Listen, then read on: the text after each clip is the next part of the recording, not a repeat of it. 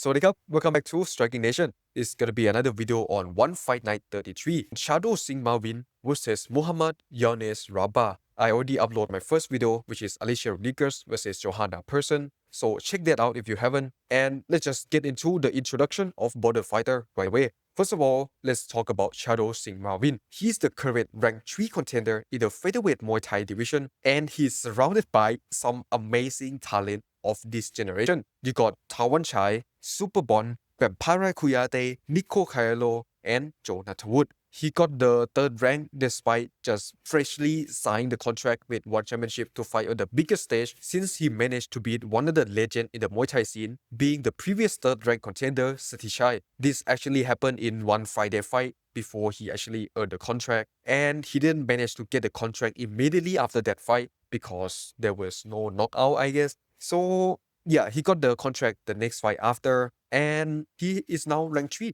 So between the two fighters, Shadow and Nico, these are some of the most anticipated young talent in the featherweight division. And I'm telling you, after Superbon fight, there's gonna be a lot of really interesting fight happening in the featherweight division, especially from Tawan Chai, Vampira, Shadow, and Nico. These four can match up against each other, and it's gonna be amazing any way you put it.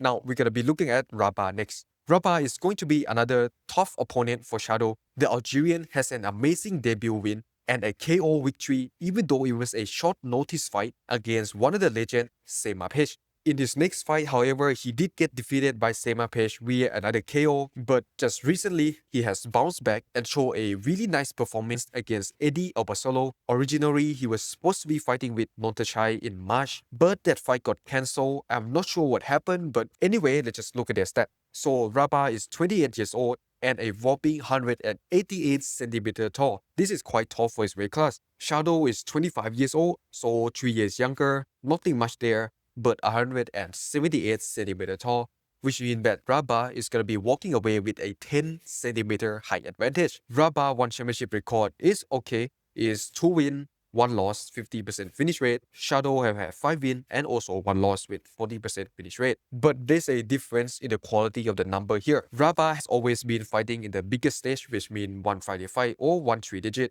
which means that his opponent naturally are going to be tougher. On the other hand, Shadow has only been fighting in 1 Friday fight, with an exception to Satichai.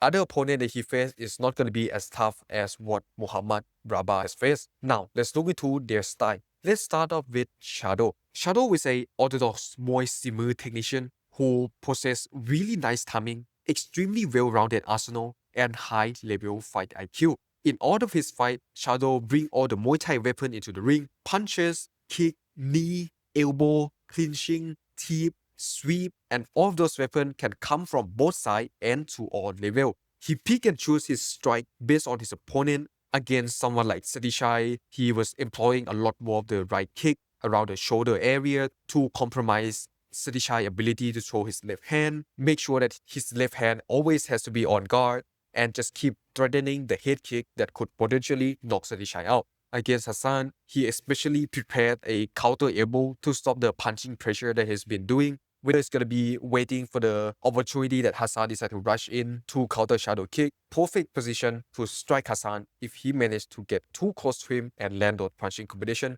which worked really well. And the thing that is really nice about him is that he doesn't overdo his game plan. He would mix up his weapon really nicely, where if you think about, if you find a particular weapon that seemed to be really effective against one fighter, you would naturally think that you would exploit that weapon all the way throughout the whole game. But what Shadow do is that he would only use that specific counter that he prepared just a few times at the most effective moment without overdoing it and giving it away too much, which is the reason why I say that he is extremely complete as a fighter, because he have so much weapon arsenal that he can use just throughout the round that sometimes you can't even tell what his actual game plan is, because he always have so much weapon to offer his opponent. And this just explains why I say that he have a really high fight IQ and just the game sense of preparing the game plan. Then you look into Rabah. Rabah in his recent fight against Abasolo was really active. He was circling around the ring. He was using the space of the ring really nicely, just going side to side, going backward, going forward, and just throw some beautiful hand and kick combination.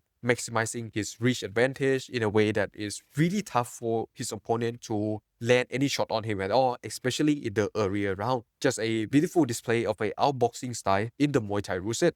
He also have a really good level changes. He will go to the body, he will go to the leg, he will go up top. And another thing that's really dangerous about him is the power that he have in his punches. He has knocked down a Basolo a few times. He KO Semapesh and knocked him down a few times. So looking in terms of physical advantage, both being stronger than Shadow, taller than Shadow, and seem to be more built than him, definitely Rabah is gonna be having the advantage there. So why don't we explore some way that this fight could actually go? Starting off with Shadow. From what I can tell in the recent fight, he seemed to struggle earlier on against a more powerful, taller, and non-traditional Muay Thai style opponent, which is something that I guess Rabah can attempt to do, where he would fight similar to the earlier round where he faced against Abasolo, taking advantage of his long-range combination and just delivered with power, making sure that Shadow respect his power. It doesn't happen the same way against City Shy, where Shadow can completely walk through City Shy most of the time. So definitely he has to take advantage of his physical attribute as much as possible if he want to take this fight away from Shadow. Then what can Shadow do to counter Rabah? I feel that it is interesting that Rabah's fight style is actually really different from the two fight early on that he have against Semapesh and the fight that he started off with against the Basolo. In his other fight with Semapesh, he was a lot slower, he was less active, and a lot more loose with his defense because he wasn't employing a long range attack that much in a way that would avoid most of the damage coming through him. With him using that style, it actually cost him quite a lot because he got knocked down and knocked out against Semapesh because of more conservative style that he showed earlier on in his one championship fight. And this also happened with the recent fight against Abasolo, where he started off really active, hand and feet combination, really fast, utilizing the space of the ring and his actual advantage to the maximum. But after around the middle of round 2, when especially when round 3 start, you usually see that Rabah slow down a lot. And I was quite surprised because I thought that he was getting really tired or something. So I started to question his cardio. But now that I realized that he has always been fighting in this style, definitely something that if Rabah decided to fight in this manner, I believe it's gonna be really rough for him to have the advantage against Shadow, which means that if Rabah decided the style that he came out of against Abasolo was not sustainable, because he would obviously spend a lot of stamina moving around, staying out of range, whereas Shadow can slowly creep on him, build up his momentum, and tire him out before finishing him in the third round.